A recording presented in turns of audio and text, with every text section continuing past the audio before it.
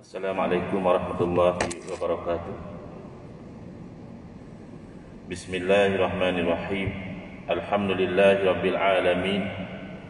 Wa afdhalus salati wa atammut taslimi ala sayyidina Muhammadin wa ala alihi wa sahbihi ajma'in.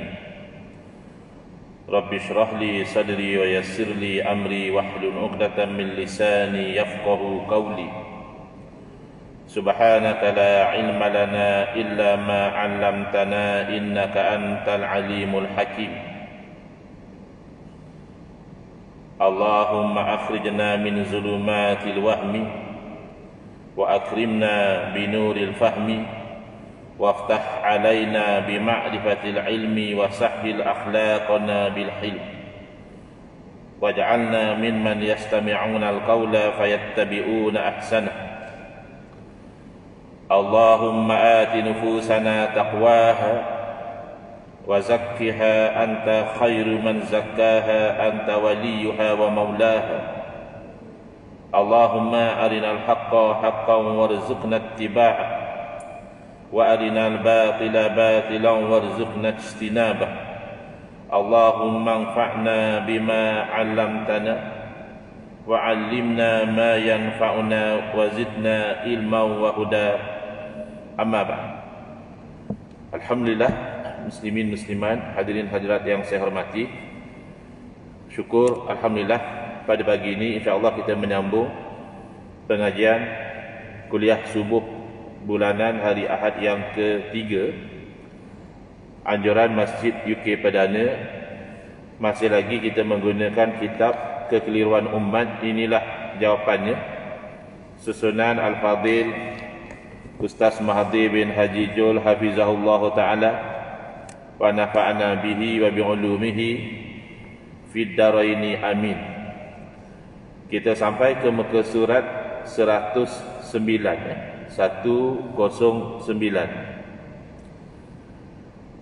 masuk kepada subtopik yang kelima dalam bab yang ke-7 yang berkaitan tentang akidah, kekeliruan yang ada kaitan tentang akidah, iaitu tentang masalah istiwa, daripada perkataan istawa yastawi istiwaan.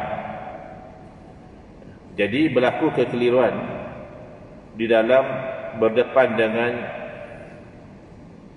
perkataan istiwa yang ada dalam Al-Quran. Misalnya firman Allah Subhanahu Wa Taala dalam surah Taha ayat 5, Ar-Rahmanu 'alal 'arsy istawa.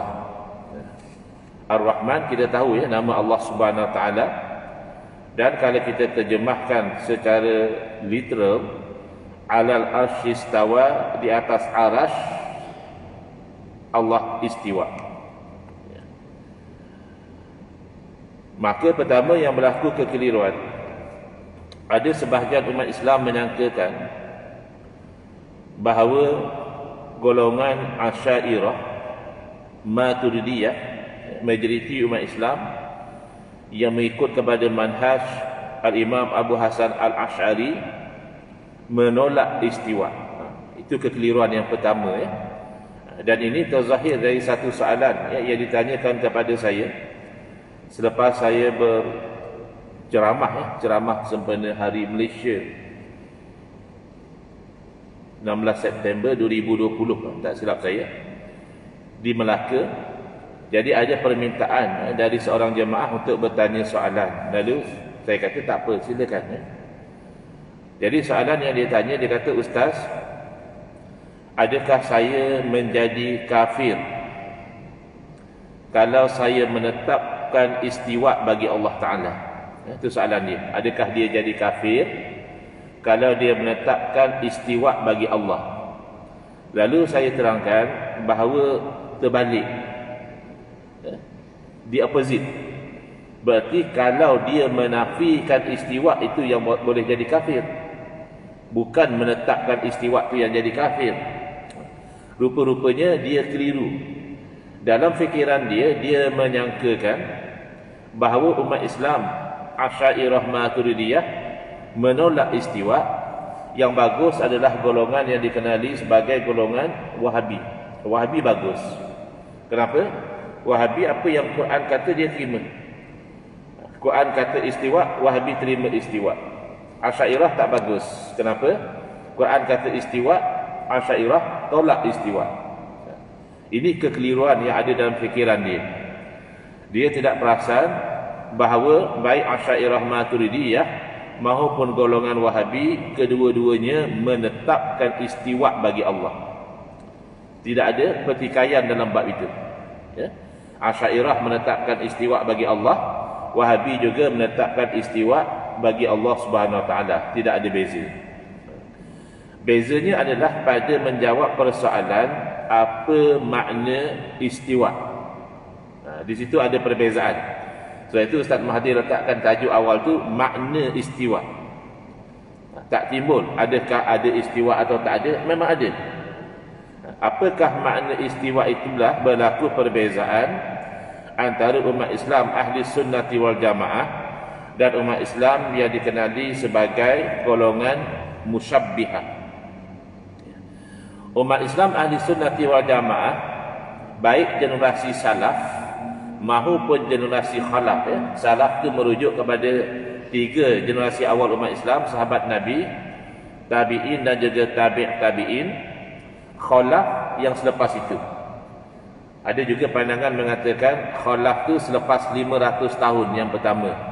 Ya, 500 tahun yang pertama itu masih dianggap salaf. Ya. Jadi tidak kisah salafan wa khalafa, salaf dan juga khalaf, asalkan dia ahli sunnah wal jamaah, maka pendirian mereka berdepan dengan ayat seumpama ini termasuk istiwa adalah pendirian tanzih. Ya, tanzih. Nazaha yunazzihu tanzihan, yakni mensucikan Allah Ta'ala dari sebarang kekurangan dan mensucikan Allah Subhanahu Wa Ta'ala daripada menyerupai makhluk. Jadi itu pendirian salaf dan khalaf, sama, tak ada beza. Beza nanti pada cara, macam mana cara tanzih, ada beza. Tapi mentanzihkan itu sama. Sementara golongan musyabbihah, jadi Wahabi ni dia cenderung pada yang ini, yang tasbih ni. Dia memahami perkataan istawa ini dan juga ayat-ayat mutasyabihat yang lain dengan makna yang zahir, the literal meaning. Walaupun makna zahir daripada perkataan itu bercanggah dengan ayat muhkamat, ayat yang pasti maknanya jelas, seumpama laisa kamitslihi syai'un, tidak ada sesuatu pun yang sama seperti Allah, walam yakul lahu kufuwan ahad, tidak ada bagi Allah Ta'ala tu kufu, yang sama macam Allah, tak ada. Itu namanya ayat muhkamat. Dalam Quran sendiri disebut hunna ummul kitab. Ayat muhkamat ini adalah induk kepada Al-Quran. Yang menjadi teras rujukan Al-Quran adalah yang muhkamat. Adapun yang mutasyabihat kita beriman, tapi wa ma ya'lamu ta'wilahu illallah. Tak ada yang tahu makna sebenar dari ayat mutasyabihat kecuali Allah. Jadi mengimplementasikan yang muhkamat tadilah, maka istawa itu tidak difahami dengan makna yang bercanggah dengan muhkamat. Jadi ayat istawa ini adalah kalimah mushtarakah, perkataan yang dikongsi makna. Ada sesetengah perkataan hanya ada satu makna saja. Ada sesetengah perkataan 2 makna. Ada yang 3, ada yang 5, ada yang 10, ya. Maka istawa ini mempunyai kurang lebih 14 atau 15 makna. Jadi tengok pada konteks lah. Kita bahasa Melayu pun ada macam tu, ya. Kalau kita kata saya sakit kaki, kita fahamlah merujuk kepada anggota badan kita. Tolong beli kain 4 kaki, pasti itu bukan anggota badan, konteksnya tak sama.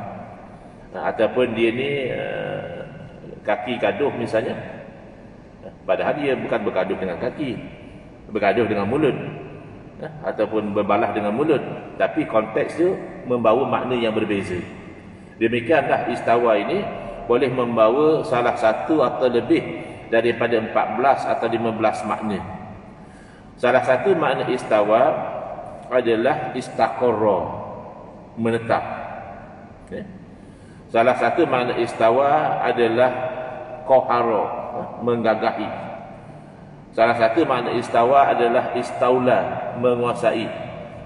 Boleh juga istawa dengan makna jalasa, duduk. Ya. Boleh juga istawa dengan makna seimbang. Ya. Contohnya kita guna istilah khatul istiwa. Khatul istiwa itu bahasa Arab asalnya. Khat makna garis, istiwa itu makna seimbang, garis tengah. Jadi istawa ni banyak makna dia. Lalu pendekatan tanzih macam mana? Pertama, kebanyakan salaf, bukan semua ya, kebanyakan salaf tanzih mensucikan Allah dengan jalan tafwid. Tafwid fawwada yufawwidu tafwidan, makna serah bulat-bulat pada Allah Taala. Itu yang kadang kita jumpa dalam kitab tafsir. Dia tafsir istawa mudah je. Istawa istiwaan yaliqu bihi jalla jalaluh. Istiwa yang layak dengan Allah. Dah selesai. Tak payah nak kaji, nak bayangkan, nak khayalkan. Tak perlu. Bahkan nanti kita lihat bagaimana respon Imam Malik rahimahullah taala tentang isu istiwa ini, ulama salaf. Sementara khalaf, generasi yang datang kemudian, ada yang menerima makna tertentu. Kalau tadi dia serah saja, tak takyin apa-apa makna, yang pasti yakin makna itu mesti makna yang layak dengan Allah. Tetapi khalaf ada yang menerima makna tertentu dengan syarat. Pertama, dari segi bahasa memang ada makna itu. Sebab perkataan itu kan dia membawa makna dari segi bahasa. Yang kedua, syaratnya makna itu tidak bercanggah dengan akidah. Ini dua syarat boleh diterima makna tersebut. Salah satu daripada makna istawa kita telah sebutkan tadi adalah istaula. Istawa ala berarti istaula ala, menguasai. Baik. Kalau dimaknakan istawa alal arsy dengan makna istaula, akan membawa makna bahawa Allah Ta'ala menguasai arasy. Allah menguasai arasy. Dari segi bahasa mungkin tak makna itu? Mungkin. Itu salah satu daripada beberapa makna istawa. Dari segi akidah, salah atau tidak kalau kita kata Allah menguasai arasy? Betul. Bahkan Allah menguasai segala-galanya. Maka oleh kerana tidak bercanggah dengan akidah, ya, kita umat Islam ahli sunnati wal jamaah masih boleh menerima kalau istawa itu dimaknakan dengan istaula. Tetapi kalau istawa dimaknakan dengan jalasa, duduk, iaitu tolak. Bukan tolak istawa. Tolak memaknakan istawa dengan makna duduk. Kerana duduk itu maknanya adalah memberatkan jasad pada bahagian punggung. Itu masalah kalau dinisbahkan makna itu kepada Allah. Bahkan istaqarra, bertempat juga, kita berpegang bahawa tempat ini adalah makhluk. Ya, Allah yang ciptakan tempat. Kita ambil direct saja, spesifik, ya. Arasy. Arasy sepakat umat Islam, Wahabi atau bukan, adalah makhluk. Cuma saya jumpa jugalah seorang dua mungkin Wahabi yang jahil lah kot. Bila saya sebut begitu, dia kata apa dalil arasy makhluk? Seolah-olah dia mempertikaikan arasy itu adalah makhluk. Padahal kita umat Islam yang berpegang adalah yang bukan makhluk hanya Allah. Yang lain sehebat mana pun, arasy, langit, bumi, syurga, neraka, malaikat, nabi, rasul, semua makhluk. Ini saya tengok teruk budak ni. Sampai dia nak pertikaikan bahawa arasy itu makhluk, something very wrong. Tetapi secara umum tidak ada pertikaian. Arasy adalah makhluk. Apa makna makhluk? Daripada perkataan khalaqa yakhluqu, menciptakan. Isim fa'il, khaliq, yang mencipta.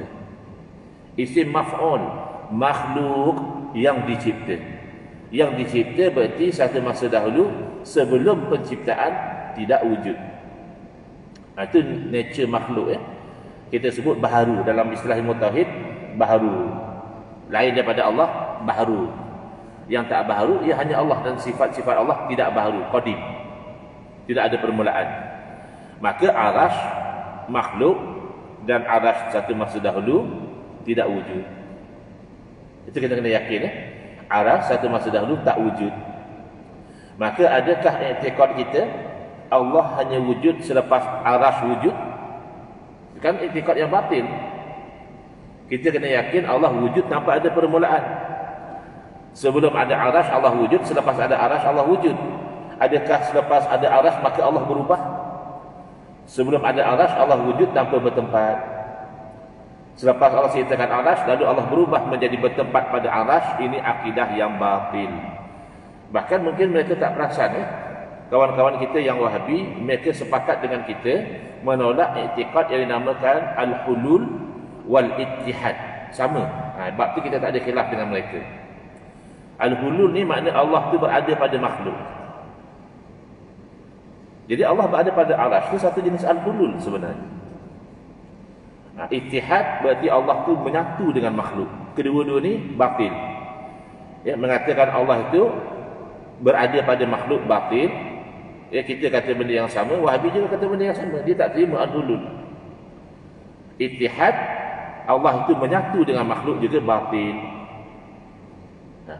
Maka tiba-tiba dalam keadaan mereka menolak al-hulul wal ittihad, ada yang mengatakan Allah itu bertempat di atas arash. Cuma dia cover baliklah. Dia kata tapi tak samalah macam makhluk. Dia kata Allah duduk bersemayam atas arash, tak samalah macam makhluk bersemayam. Masalahnya duduk itu sendiri sudah sifat makhluk.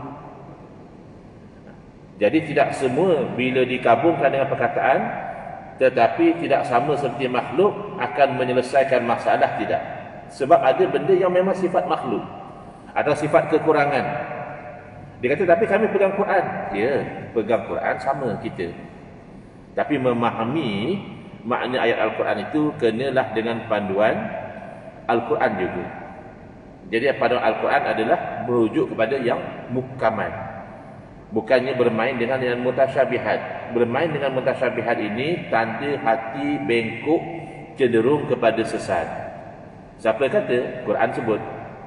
Wa ammal ladzina fi qulubihim zayghun, adapun orang yang dalam hati-hati mereka itu ada zaigh, ada bengkok, cenderung kepada nak jadi sesat, fayattabi'una ma tasyabaha min, mereka akan ikut yang sama-sama daripada ayat mutasyabihat.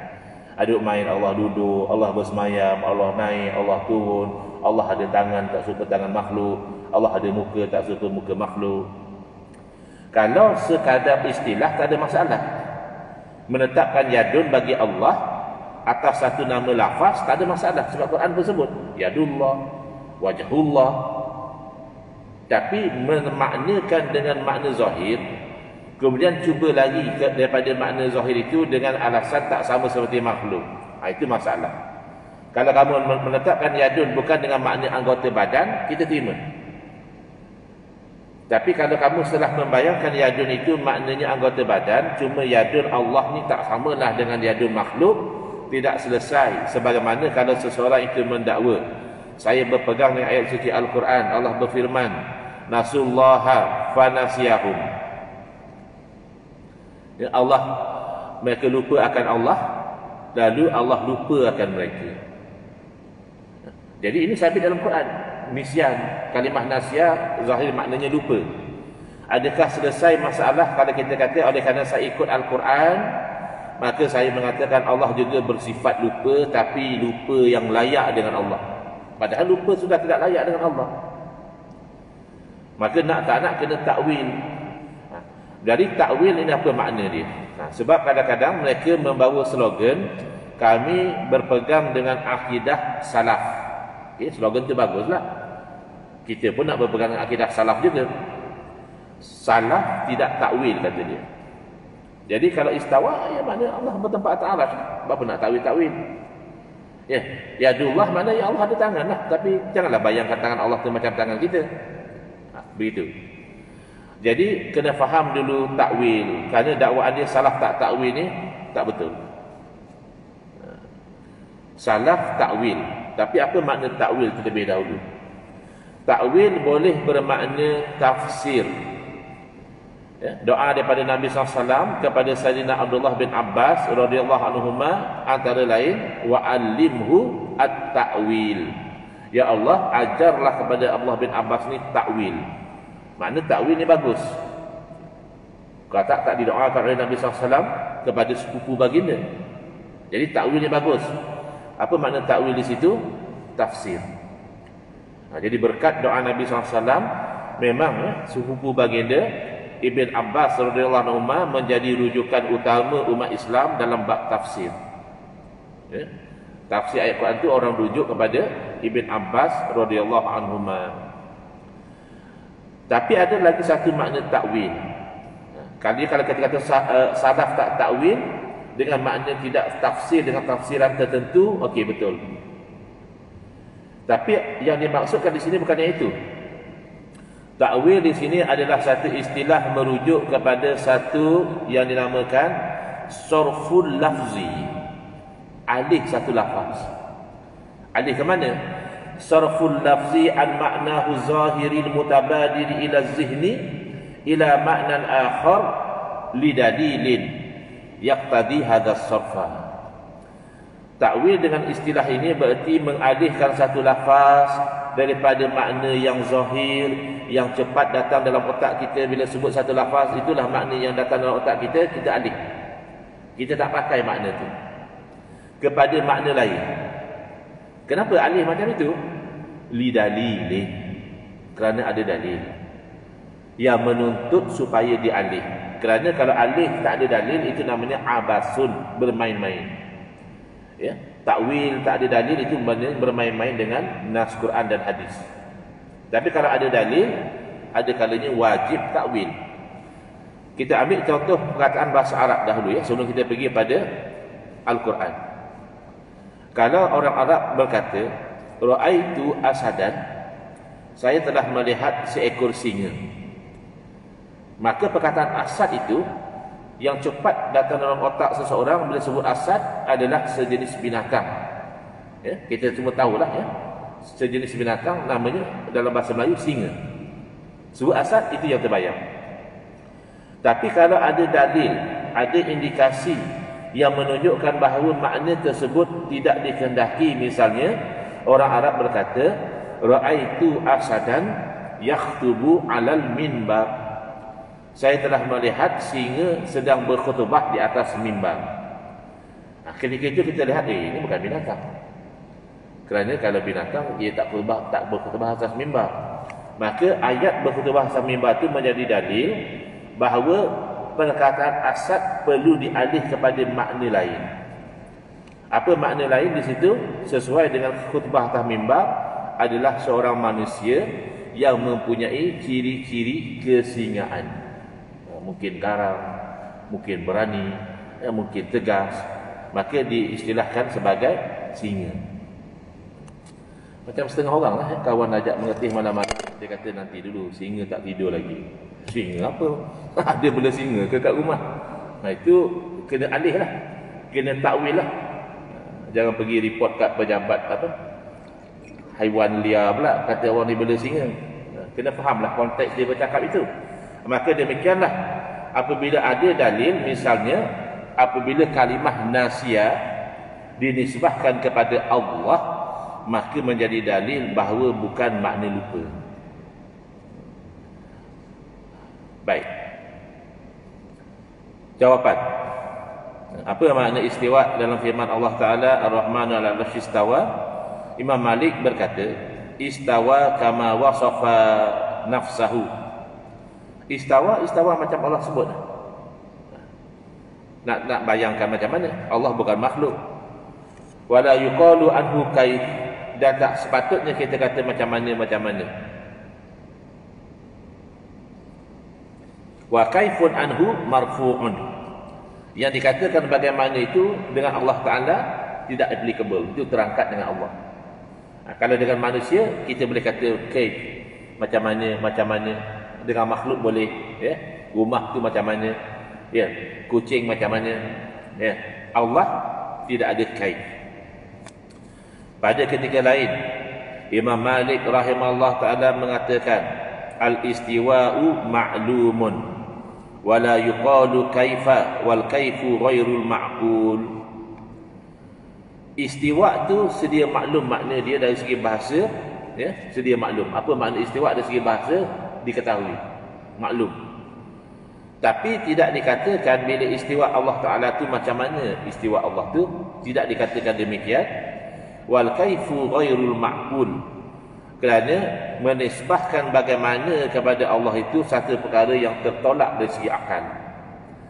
Akal tak boleh terima Allah tu seperti makhluk. Maka jangan kita itu memikir sesuatu yang kita tak disuruh memikirkan. Dalam riwayat Nabi SAW berpesan apa? Tafakkaru fil khalqi, berfikirlah pada makhluk. Wala tafakkaru fillah fatahlah, atau kama qala sallallahu alaihi wasallam, janganlah kamu berfikir pada Allah, nak bayangkan Allah macam mana, ya. Jangan, nanti kamu binasa. Nak fikir sifat qadim pun kita tak mampu. Nak bayangkan Allah wujud tanpa ada permulaan, macam mana nak bayangkan tanpa ada permulaan? Dia tak mampu. Tapi mengatakan Allah wujud dengan permulaan, batil. Setiap sesuatu yang wujud dengan ada permulaan berarti makhluk. Baik. Jadi ghairul ma'qul ni, ini yang disebut oleh Imam Malik rahimahullah ta'ala tentang masalah istiwa. Pensyarah kamus iaitu Abul Qasim Al-Asfahani berkata di dalam kitab Mufradatul Quran, innal istiwa'a idza uddiya bi'ala kana ma'nahu al-istila. Jadi kena faham juga dengan kefahaman bahasa Arab. Sesungguhnya kalimah istiwa bila dijadikan melampau, uddiya ni maknanya dia dikaitkan dengan sesuatu yang lain. Dikata muta'addi, ya. Tapi digunakan istilah ala, dia boleh jadi istawa ila, tapi dia boleh jadi istawa ala. Kalau guna istawa ala, maka maknanya istilah, iaitu menguasai. Sebab itu kita menerima kemungkinan istiwa itu maknanya istilah, kerana menguasai arah itu tidak bercanggah dengan akidah. Kalaupun dikatakan ini kan pendirian Mu'tazilah, kan kita tolak Mu'tazilah, betul, ya? Kita menolak Mu'tazilah. Tetapi kalau pendirian Mu'tazilah itu tidak sampai melanggar Quran dan hadis, mengatakan Allah menguasai arasy, itu tidak bercanggah dengan Quran dan hadis, maka kita juga tidak menolak. Fahaman sesat apapun, bukan kita tolak semua, kita hanya tolak yang bercanggah dengan Quran dan Sunnah serta ijma' ulama. Baik. Kemudian Al-Imam Al-Qushairi rahimahullah ta'ala mengatakan bahawa istawa di sini bermakna hafizah, ya. Ini salah satu makna istawa adalah menjaga, memelihara, ataupun qahara, menundukkan atau menguasai, ataupun abqa, iaitu menetapkan atau mengekalkan. Ini semua makna-makna istawa yang kalau dimaknakan begitu tak bercanggah dengan akidah. Kita kata Allah menjaga arasy, Allah menguasai arasy, ya, Allah mengekalkan arasy. Ini semua makna yang tidak bercanggah dengan akidah, maka tidak ditolak. Tapi kalau nak senang, boleh juga secara salah. Makna yang layak dengan Allah. Apa dia? Tak disuruh kita tanya pun apa dia. Bahkan Imam Malik pernah menyebut wasu'alu anhu bid'ah. Duk tanya istiwa ni macam mana, kata Imam Malik itu satu bentuk bid'ah, yakni bid'ah yang sayyi'ah. Sebab Imam Malik suruh halau orang yang tanya istiwa macam mana tu. Kata Imam Malik, saya lihat kamu ni satu orang lelaki yang tak bagus, keluarkan dia daripada majlis ni. Kita tak disuruh bertanyakan istiwa, kita suruh beriman saja bahawa ada yang namanya istiwa bagi Allah Ta'ala, dengan keyakinan istiwa itu layak dengan Allah Ta'ala. Bila dah mula bayangkan istiwa itu dengan kriteria makhluk, itu yang jadi masalah. Bertempat atas arasy, terbincang pula, ngam-ngam dengan saiz arasy ke, terlebih sikit ke, kekecil sikit daripada arasy ke, na'udzubillah min zalik. Sayyidina Ali bin Abi Talib radhiyallahu anhu, bahkan di Malaysia ni ada orang yang sampai bincang, sebab dia semua nak faham zahir, nak bincang dengan hadis Nabi SAW yang mana pada 1/3 malam yang akhir, zahir pada hadis itu Allah turun ke langit dunia. Jadi kita memahami dengan makna kontekstual dan sesuai dengan konteks hadis itu, makna rahmat Allah hampir pada masa itu. Siapa minta ampun, Allah ampunkan. Siapa berdoa, Allah perkenankan. Ya. Tapi dia nak zahir juga. Turun-turunlah daripada atas ke bawah. Maka timbul persoalan. Kamu kan berpegang Allah atas arasy. Sekarang kamu berpegang Allah di langit dunia. Ada kata 1/3 malam arasy kosonglah sekejap. Ya ilaha illallah. Ini berat sungguh. Dan dia tak perasan 1/3 malam tu kan setiap detik. Ya, di tempat yang berbeza sedang berlaku 1/3 malam. Kalau kamu faham zahir memang teruklah. Berarti Allah tu sentiasa di langit dunia.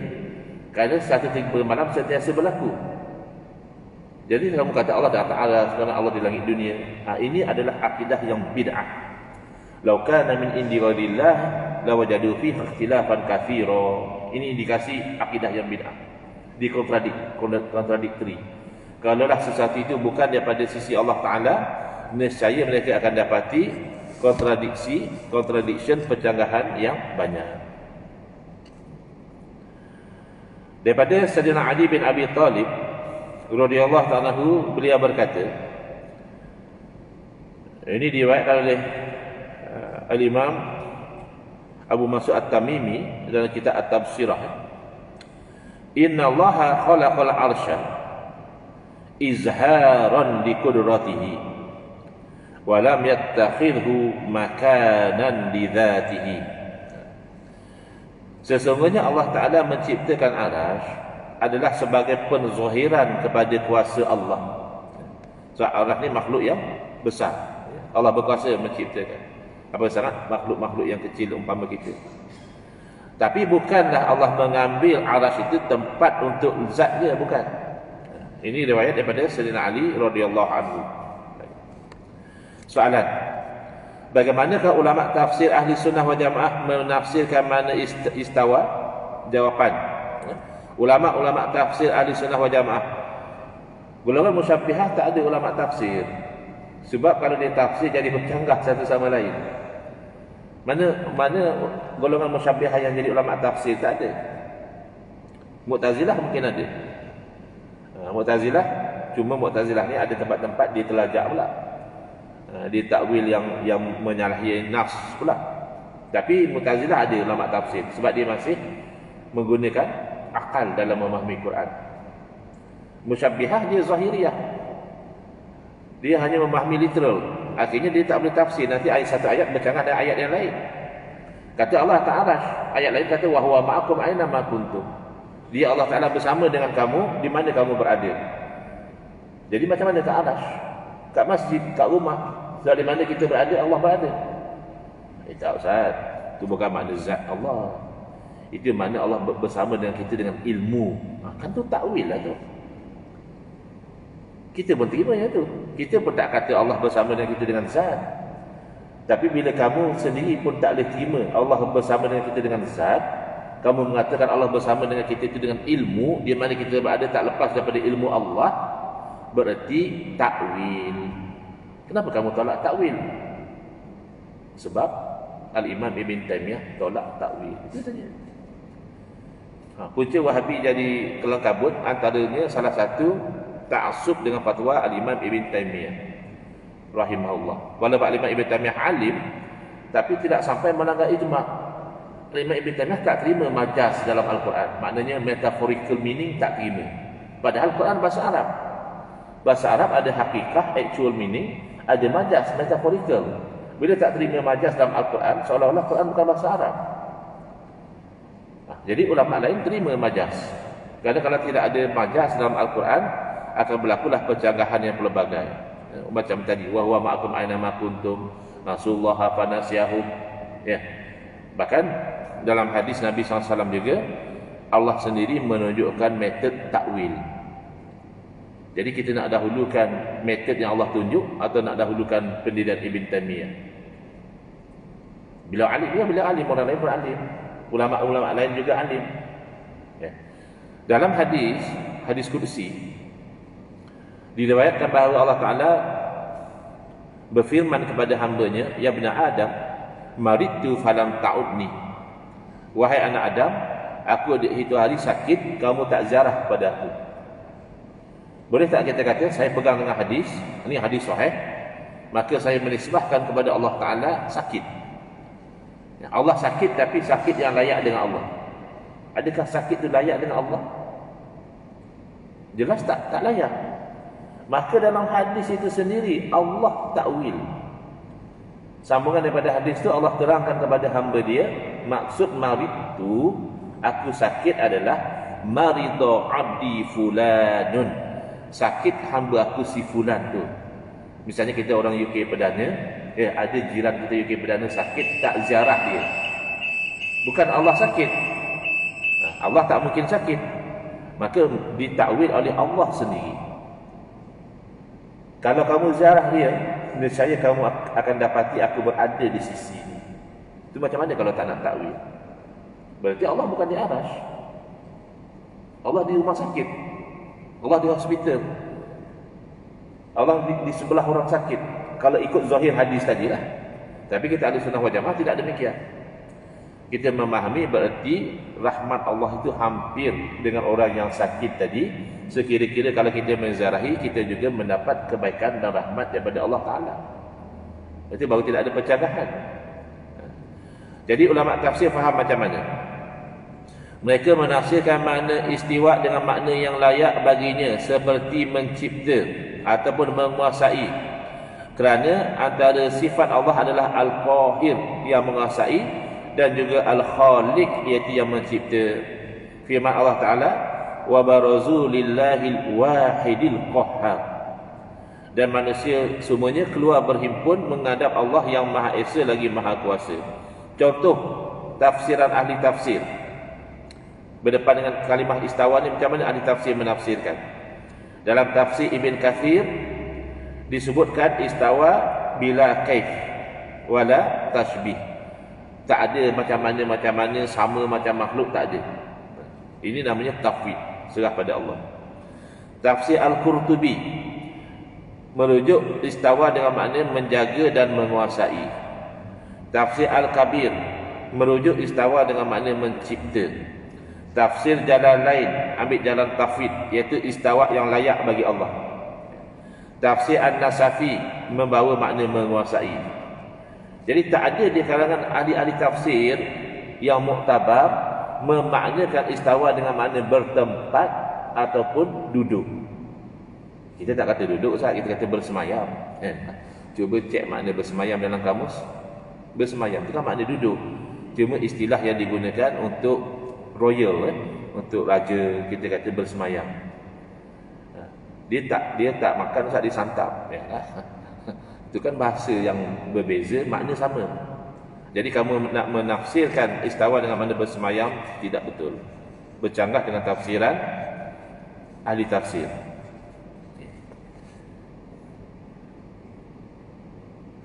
Ada masjid bagi panduan. Kuliah subuh berhenti 10 minit selepas daripada syuruk. Bukan masjid ni lah, masjid lain. Tapi saya pakai panduan yang sama boleh? Maknanya dalam 7.18 macam tu kita berhenti, ya, boleh. Jadi akidah umat Islam Ahlussunnah wal Jamaah, Allah wujud tapi tanpa tempat. Yang ni mereka tak boleh terima. Mereka kata wujud tanpa tempat, mana tak wujud? Ayolah, sebab kamu bayangkan makhluk. Memang begitu. Tapi kalau kamu faham bahawa Allah tidak sama seperti makhluk, dan Allah wujud tanpa ada arash, itu diterima. Kerana arash baru saja wujud. Apa masalah Allah wujud tanpa tempat? Kita dah sepakat. Cuma kamu yang berubah. Kamu nak kata bila ada arash, Allah sudah berubah. Dulu sebelum ada arash, Allah wujud tanpa bertempat. Sekarang dah ada arash, maka Allah sudah bertempat. Kamu yang berubah. Kita konsisten. Al-Imam Abu Mansur Al-Baghdadi rahimahullah ta'ala dalam kitabnya Al-Farqu Bainal Firaq, wa ajma'u ala annahu la yahwihi makanun wa la yajri alaihi zamanun, dan telah ijma' ahli sunnah wal jamaah bahawa Allah Ta'ala itu tidak diliputi oleh tempat dan tidak berlalu pada Allah Ta'ala itu masa. Sebab tu kita jangan harap macam mana berlaku Isra' Mi'raj dalam tempoh yang singkat, sebab kita diukur dengan masa, sedangkan Allah tidak terikat dengan masa.